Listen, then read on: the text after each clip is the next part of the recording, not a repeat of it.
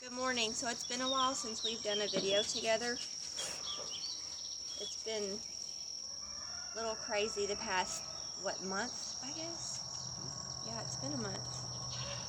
But this morning, we kind of wanted to start talking about, I guess our life, and what we do around here, why we do it, and just the nature of it. So today we want to discuss, our journey with homesteading, and the ins and outs, and how it kind of developed into what we're doing now.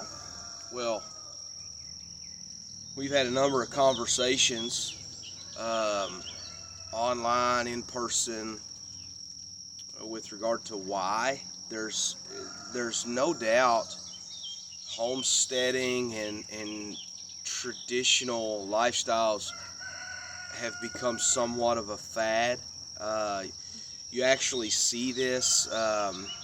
Your normal homesteaders suffer from the impact that actually has on their markets, like when they're selling their chicken eggs and things, and then everybody gets chickens, which is good. But what happens is then when people want to get, you see people ready to get out of their chickens, to sell the chickens, and then it floods the market. They're trying to give them away. They devalue, as a whole, those chickens that are on the market, and so we see this all the time. 4-H, wonderful, get kids involved with their animals, but in 4-H programs, you get an inflated value because of the way they practice their auctions, and then they're ready to turn them over. They have to off-bear or sell these with a skewed understanding of the value and of the market, and we do value the education. We value the education, but we're just saying. So the question arises then: what is the motivation? Why? Right. Yes. There you why go. do you do this? There are lots of people out there doing what they do, and there are lots of people wishing to create a side hustle, or alternate or even passive source of income, getting their chickens to do the work for them, and there's nothing wrong. And there's nothing wrong with that if understood in a proper farm and family economy, and so the question has arisen. I've been literally asked, our involvement within like a conference setting or an educational setting or anything else. That, listen, all these people are doing that, and there's similar information out there, but no one is doing very well at showcasing this from a Christian worldview. They don't understand why we do what we do. And so I think that's what this video is supposed to be about. Well, and I just want to add in there, I saw a post yesterday that somebody had posted, and it was to the fact that people will start homesteading, and within 4 years they quit. And so that's just a little side note to what we're going to talk about, because I think in the end, their intentions with it and their goals, those things are important. And so if you go into it with the wrong mindset, in the end, it's going to falter, you're going to wear out, and you're going to fail at it. Well, the same is true. Maybe you've experienced burnout. Burnout occurs, listen, to everybody. If you're a stay-at-home mom, if your motivations aren't pure, then you will suffer burnout. As a pastor, you'll suffer burnout. As a homesteader, and a homeschooler, whatever, you will suffer burnout. So you have to ensure that you have the most rigorous of motivations that can endure that season, because it does come. It does come. Well, I think that's where conviction comes in, which we'll talk about here in a minute. Yeah. But I just we're going to discuss our background and how we started in this. And I want to start with you, because I feel like you have the longest background in animal husbandry and dealing with it. Yeah. And so why don't you kind of start talking about your background, um, and how that is important to what we're doing now. Well, so being around animals, if you're talking about that, Well, and just basic farming, like, right. you So know. I was raised around it. I ran around. I was one of those that my papa lived with us. I've actually experienced somewhat of a multi-generational living and household. And so I ran around with him everywhere. I did the chores with him. I went to, his brother's farm. It was the family farm. It was where his parents, the house he was raised in, and his brother still farmed it, and my great uncle still farms it to this day. And we was always over there. Just from the time I was a child, I was fooled into letting the calf suck my finger, and I played in the corn crib, uh, and was in the tobacco patch at an early age. And so, I was just around it. I was still middle school age, I guess you would say. Whenever my dad bought his first piece of property, farmland, but he traveled on the road, and so through school I maintained it. I had to uh, bush hog the farm. I had to tend, birth, pull kids, Go kids. goat kids. Uh, Clarify. yeah, right. Well, kid it does mean a goat. A child is a human. Anyway, Your but English so, lesson for so I had to pull goat kids. We tended a herd of about 80 or 90 breed does, and so kidding was busy, and administering medicines and vaccinations and things like that. And so I've been around it. But like a lot of people, I entered the workforce, and I deprived my parents of my labor, and it's incredibly difficult. You know how difficult it is. We're navigating this ourselves. Like, we have our children that we're working here on the farm. They work, and they are valuable assets to our family and to our economy, and we're having to teach through that to say, listen, the day if they choose something else, then this all goes away. We can't sustain this by ourselves. I can't by myself. I said, but as quick as they accept it, they're no longer my help. I become their help. We begin doing, accomplishing their vision and their. So it's a shared. You have to learn a shared economy. So that's the nuts and bolts. I actually desired to be a veterinarian at one point, so I spent some time shadowing veterinarians, and I've been involved with some interesting farm operations and surgeries, and so we've got a wide host of some of those books. Now, of course, medicine changes, um, and so not only that, but bodies change. Our bodies change. They adapt to some of these, and so that's where Rachel, with her, your more recent study of herbs and medicines, it's far exceeded mine. But I think the point that Rachel's trying to make is how do we come to where we are today? Because all of that doesn't just magically happen, or else all of the 4-H kids would undoubtedly keep animals. So in and with all of that, there was a huge transition. I chased what was worldly, and I experienced a lot of the division in our household. With my parents, and frankly, in some cases, with my children. I mean, as they grow. But um, and there was this competing mindset, and there was even making for myself. Trying to be self-made or something like that. So I believe where we're at is inherently uh, a Christian response. I believe, if I have this right, that it was John Flavel, and I may have shared a quote sometime in the past, who said that husbandry something to the effect that husbandry was the epitome, of a Christian life.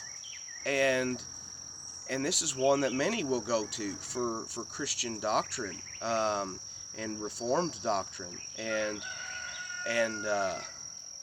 he saw this in husbandry, given a break where he was outside of the scholarly community, and he stayed on some farm ground, with others for study, and so there's a motivation, because as we grew in our Christianity, and we realize all of those implications that Adam, man, with his wife, was made and set in a garden, that the garden was made with the intent for man to dwell in it. God said in Genesis 1, there was not yet man to till the ground. His creation wasn't finished. It was awry. It wasn't. He did not stop and say, as he did at the end of each day, "It is good," until he made man with his wife and placed them in the garden where they could work. And so, our design is to do what we do. And so, this is why there's, in my opinion, or in my greatest estimation, this is why there's such a disconnect between what is natural and what is spiritual, or what is natural and what is scientific or medicinal. And there's all of these people that will come out with bright ideas, and they'll make bold claims with regard to health, with regard to medicine, with regard to spirituality, in light of a lot of the modern pagan movements.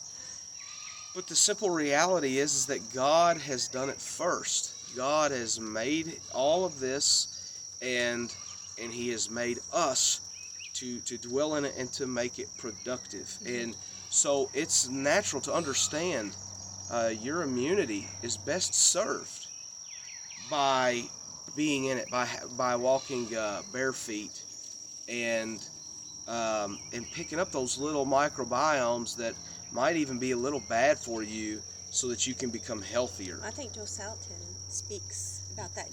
Joe Salatin says this. The microbiome. Yeah, Joe Salatin, if y'all don't know him, is Polyface Farms. He's the supplier, I think, of Chipotle chicken, but with he's an organic, he's at a political level. Yeah. So he is one who I have not had the pleasure of meeting, but he was doing it before homesteading was cool, and he says that he will go to the other end of his cattle trough and drink water out of it each day, just a couple of handfuls, in order to sort of build that immunity, like wherever they're drinking. So he goes to the other end. He's not like, swapping spit, but he's drinking out of the same cattle trough, and he's trying to just to subject himself to a little bit of that for his health.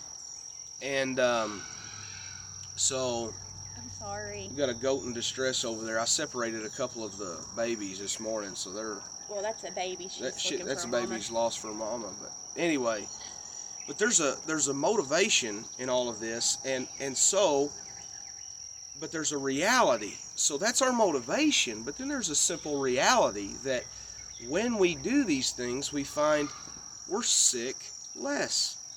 When we do these things, we find that we are healthier. We feel more vibrant, and we breathe deeper. We sleep better. We're able to work harder and longer, and we realize when we're in the sun early that we don't get burnt late. We realize when we eat this food off this garden, we don't have any of these side effects, and even side effects and diseases that you have are often curbed because your body is designed to heal. Our doctor, Terry Harmon, says that you are fearfully and wonderfully made, and he calls these sicknesses upgrades because you're dialing up, you're reaching a new level. Your immune system is is upgraded. You've received a new, this new upgrade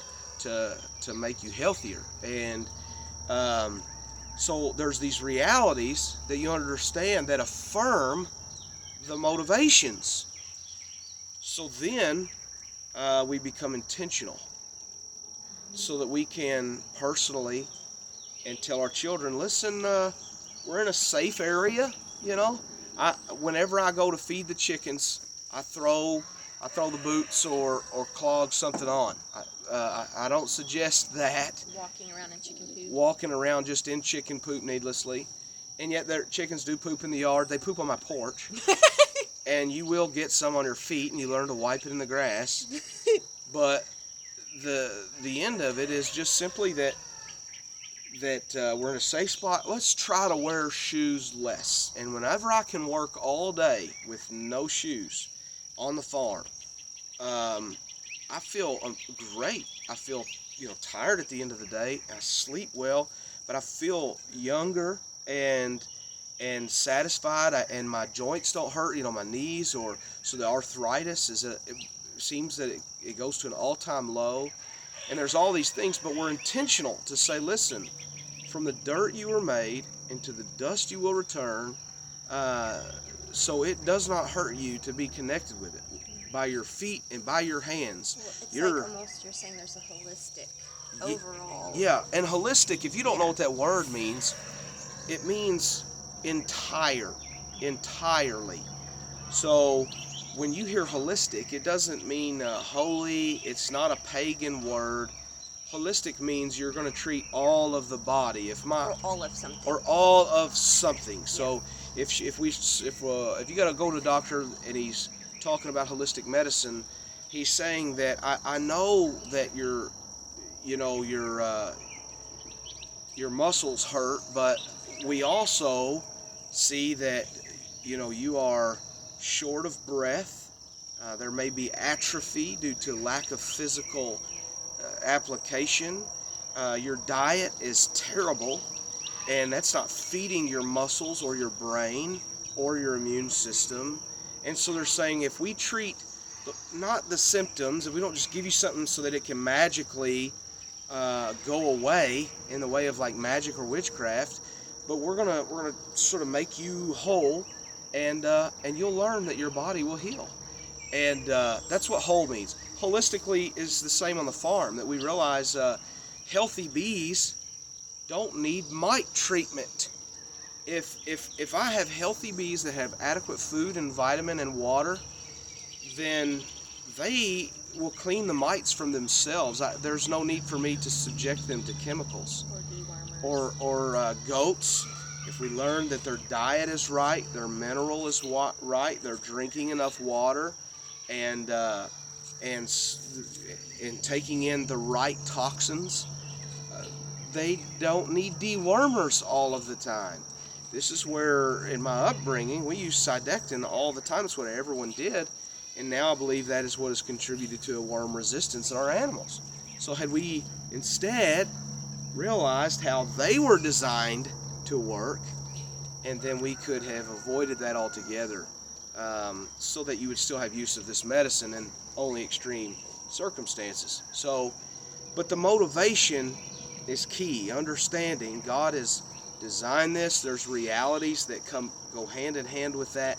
And then that gives us an intention, an intentionality to say we want to make sure that we're doing this. I want to make sure that my young men are working with their hands, and that they're feeling, and they're seeing that it's good. And they're seeing that it's good. They don't despise the work, but they can be cooled by their sweat and count the discipline of the Lord as a good thing, knowing that it produces righteousness. So we want to do all that and subject them, let them feel the weight of burden that their muscular structure was designed for, that they would bear that weight for their families themselves one day, and they would become the strong men of their house, so that the robber wouldn't come in. There's all of these biblical passages And not just this, but that they would see that creation of the Lord. We're called in Scripture all of the time to look to the ant, O sluggard. Where will you see the ant? It's not going to be on a TV screen, a YouTube channel. It's not going to be inside. It's going to be in the garden, along the walking ways. It's going to be, where the leftover produce is, or something else. It's so behold the ant. I love what Dr. Jim Scott Orick said one time. He said the reason men can't read poetry today, and they can't write poetry, is because they spend far too few days running in creeks and looking at stars and enjoying cool breezes and things. Like, we need this. We were designed for it, and so it is very important, and it is inherently Christian. Now, a lot of people don't want to hear me say that, but the reality is it is. It's a design of God, and when you can go in tired, then your lesson before your children has weight. Whenever you tell them that a little folding of the hands and a little sleep, will bring poverty, and when you teach the Proverbs, and whenever you teach him of the armor of God, or you teach him of running the race with endurance, that preaches to a tired body. Our congregations abroad largely don't understand these things because they're largely lazy, and they're largely removed. What was it we saw? Was he a pastor? We saw one time that described himself as an avid indoorsman. That man is barely a Christian. I don't know who that is, but I'm telling you, not that you got to be a hunter. I don't hunt. Not that you've got to be a survivalist or an herbalist or a master naturalist. Those things are good, but you cannot say that I enjoy only what is man-made and I despise what is God-made, so to speak. So, but anyway, so I hope that gets the tip of the iceberg. I have said before that Charles Spurgeon's Everybody's Sermon, and I would love to just preach that one day, because Charles Spurgeon, known as the Prince of Preachers, in this particular sermon, he in the same way looks at everything around him, and he had raised chickens and things. But he's able to view that and to say, see how the chicken with every drink of water raises their head to heaven to praise God above. He talks about the death that the black of winter shows, and then how it's purified and overlaid with white, and how that teaches us of God's grace in the gospel. He talks about the mystery of the moth that one can watch that encircles the flame at the table, and how it ventures ever close to the flame that he compares to sin, and sees how it singes its wings and will lead to its certain death. And he just to be vigilant. The whole thing is an amazing display, and it's not just on what not to do. Francis Schaeffer, a prominent theologian and Baptist, he spoke of the detriment or the sad reality where he visited this hippie commune, and he said everything was so beautiful. They beautified all the flowers, the landscape, the outdoors. It was beautiful, and they dwelled in it and walked in it. He said, but they had no theology to support this. No theology. They were pagan and lost, and he said they couldn't even appreciate what they were doing themselves. But then he looked across the valley, and he could see across the way whether it was a church or I think it was a Bible school or Bible college, and he said, and it was ugly. it was just it was block form and not beautiful at all. Poor landscaping, and it looked like an impingement on the landscape. It didn't look natural. It didn't look attractive. It didn't seem to glorify God. It was just it was ugly against the beautiful creation, the backdrop that God had made, and so he in turn lamented, while these pagans over here lack the theology to appreciate this good thing, these Christians over here evidently lacked the same theology, and Well, that's happening even now. and could not appreciate how to honor God in the most natural and automatic, what should be the most automatic sense. And so these are prominent theologians, so please don't take these as they're not just like quick quotable statements that you find on Facebook.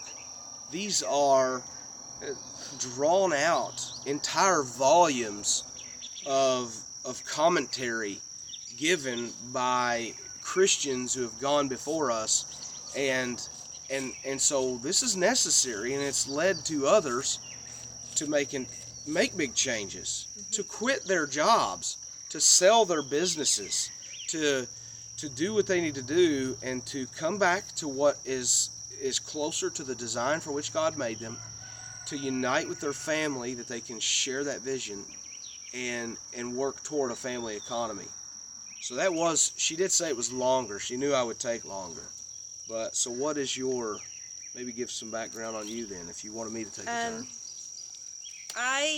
Although we do have a family farm, I didn't grow up with all the animals and doing all the things.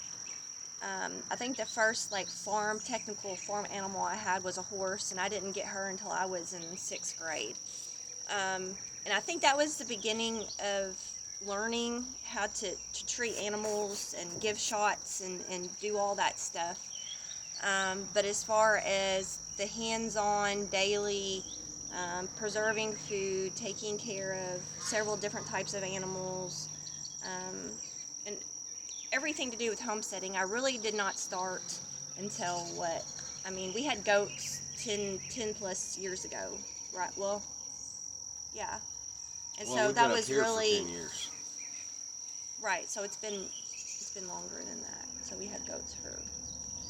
So I didn't really start doing all that stuff until we got married, and I jumped in with both feet, and everything that I've learned, I've had to research and, along with Vance's help, kind of do on my own. I wasn't taught to do a whole lot involving, food preservation or, even, we did a garden, but I really didn't know the ins and outs of it. So everything that I've done, I've had to research or ask or read.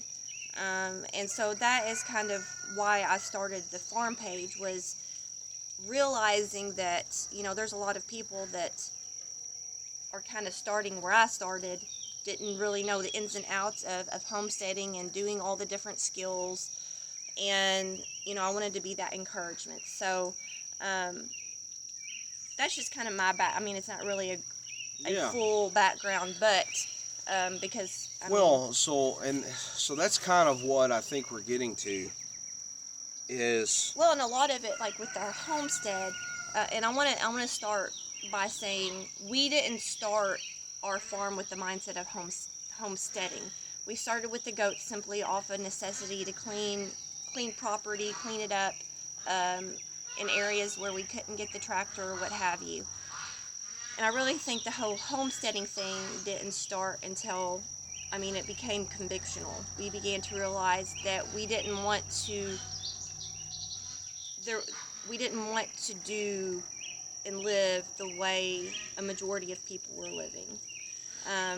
We realized that something was kind of missing from what we were already doing, and you know, we were And expanded. Yeah, we expanded from that. We learned like everyone else. We did tried sheep, and decided, well, running the sheep with the goats, it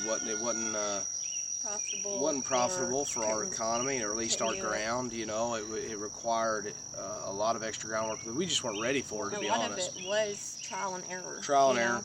But learning, and so that's the thing, is a lot of people, they go in and they're overwhelmed. They got to work more hours to afford more things on the farm, and then they've got to, whether or not they have kids, that it changes what they're interested in or what they're willing to do. Or they go to homestead conferences or something like that, and we've even had good friends, and they go into this, that, and the other thing, and we said, well, give it time. They'll figure it out. They'll decide what you can't do it all. You cannot. You can't do it all, and so people talk about self-sufficiency, and in some ways, I would say, yeah, sure, we're for self-sufficiency, but not in the sense that we're going to be on our own doing this. We are saying that within a community of people and of family, that we can care for one another's needs, and that we can be producers, so that we're all productive. And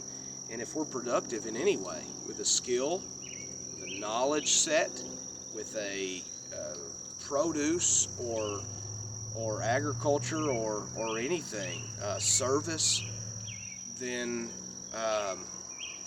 we'll have what is required. Something that's really wonderful, if you guys are people who travel, is there are two things that we like to do when we do travel. And one, we'll look at forts, old forts, so that we can understand, for one, some of our history, so that we can appreciate the freedoms that we have to do this. We can think about what were the motivations of these men who gave their all, their fortunes and their lives, in order, like, what were they defending? What were they seeking to accomplish? It wasn't victory and everything else. Victory in the form of they weren't sitting here trying to prove democracy is better than communism, or their political stance. Yeah, or their political stance, or their political party.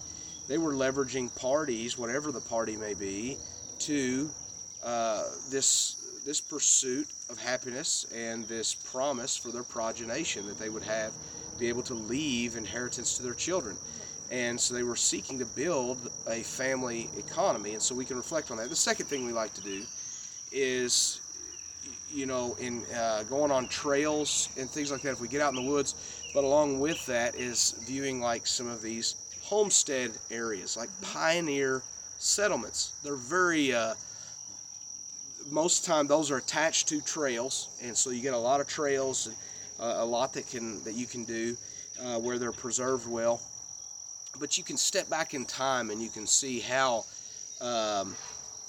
kind of vulgar or meager or just primitive it was. You don't need 50 acres to do this successfully. And with them, we can ask, what is it that motivated them to do all of this? Obviously, it was necessity, but what would inspire someone to take themselves, their children, and all that they have, go in the middle of nowhere where no one is, where there is no electricity, there is no gas, there are no utilities, there is not an inhabitation at all, and build one? Not sitting here just eating berries and everything, but cultivate it. Cultivate it and make profitable, productive ground, and domesticate animals, and to endure hardship and build community, establish grist mills and whatever it is they need to do.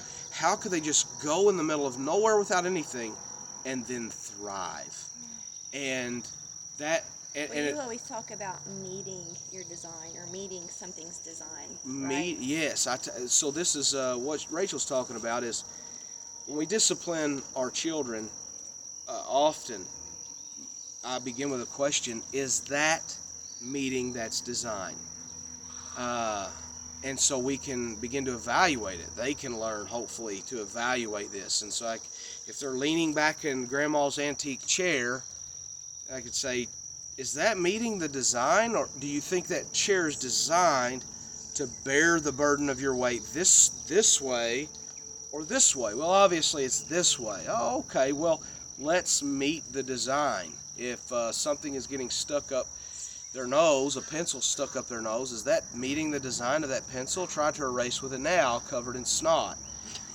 It does not work well. So when we meet the design, and the same with ourselves, if we're doing something, does that meet our design? We have a designer, and we have to ask the question, are we meeting our design? We have a designer. He's designed us and made us for a purpose. Is that what we're doing? Well, whenever we go astray in so many ways on this, it's a no-brainer to realize that no, we're not meeting our design. Now, it's true. Here you can think immediately, the LGBTQ movement. No, they're rejecting design. They don't know if they're boy or girl or where to stick what. But it goes further than that. People can ask about women in the workplace. Is this the design of God? And I would say, yeah, we can go a good way down that path and say that women are better served not as ones to bear the burden of the household, of providing for the household, but they're far more gifted in the nurture and of the household. But what about, and this is where it always goes, what about men in the workplace? Are we meeting our design when we're removed from our families for endless hours and days on end? Now, I know, look, the economy isn't good, and I know more and more people are traveling for work. They have to. So necessity is one thing, but take the opportunities to spend with your family. Even my own dad has had to travel for a great deal of his life, and yet he's found himself where he voluntarily will drive some jobs just because he can see his wife at the end of the day. He can sleep in his own bed, and he can visit with family there instead of staying away close to the job that would provide him greater ease. He chooses not to. That's a good example. There are a number of other ways to do this. You could take them with you. Pull them out of the public school, which you should do that anyway, but take them with you. Home educate them. Quit needing so many things. Let your wife come alongside you and help you to do that hard task of providing for your family, so that you're not separate in your goals, in your earnings, and in your tasks. Well, so many times I feel like people scoff at God's design. Even Christians, they scoff and mock, and it's not only detrimental to them, but they're leading people away from God's design. And so our intentions with showing you our lifestyle and the way we do things is to try to lead you back to that design. Yeah. Where so many have disregarded the responsibility of doing that, right? Right. And so I think we're going on 40 minutes. So we can wrap it up. We're going to continue this discussion in another video. In another video. But for today, I think that's good. I think so. Just get your motivations right. Lean into your convictions. Lean into the convictions. Be in God's Word, and understand. And listen, you may not be a Christian. What if you're not a Christian? You read and you see this. That's fine. But trust me, the sweat is sweeter when you have a God that you're serving. Mm-hmm. So my time in the garden, listen, we all get stressed when the rain doesn't let up or when we don't get the rain that we need. However, I know that there's a God who gives it, there's a God who withholds it, and there's a God that has disciplined me in every way so that all things are working for my good. So the holy thing is not the amount of produce that comes out of the garden. The fruit comes out of the heart Right. of the man in the garden. Yeah. That's the fruit. And realize that in some sense you're the one being husbanded. You're the one that's being shaped and fashioned and farmed, and you're the one that the Lord brings to himself, and you're a pleasant offering to him when you do this. And so there is a motivation that's inherently Christian that pagans lack. They don't. So the one who, Well, you mean in some Christians. in some Christians, right? So the ones who do this and yet they think that they're no better than or that they're equal. Well, this isn't true, because you are the one that will prune the vine so that it will become what it couldn't have become without your pruning. You're the one that makes everything around you better, and you do so. And for the Christian, the one who does this in a humdrum way, out of obligation or necessity, or one who thinks that you like the fad and there's a lot of people talking about it and you're trying to see how come this is so hard. Instead, when you can enter the garden and you realize you can think about cares, but I would challenge you, quit thinking about, don't use that garden time as your thinking time for that. You can use that for something to posture yourselves in a more worshipful way. Mm-hmm. Realize that it's worshipful. This is something I can hold my garden to the glory of God. Mm-hmm. I can till the ground from which I was made. I can and to which I will return. I will love all of this, and I'll see the beauty. I will stand back and look at the hard work and say, see, it is very good. And then I will look at it and see too that there is another day of work for me tomorrow. It's not finished, and we always get burdened because nothing gets done.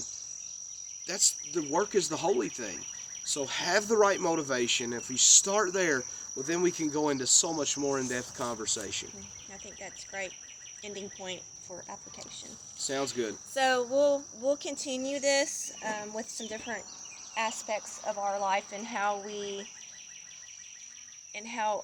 integrate together. Does that make sense? We integrate those together. We don't compartmentalize. Right. So I hope you all have a productive day. Thank you for sticking around and listening to where we started on our journey. I hope that it's helpful for you. So I hope you have a productive day. You keep doing what you're doing, and let this be your encouragement.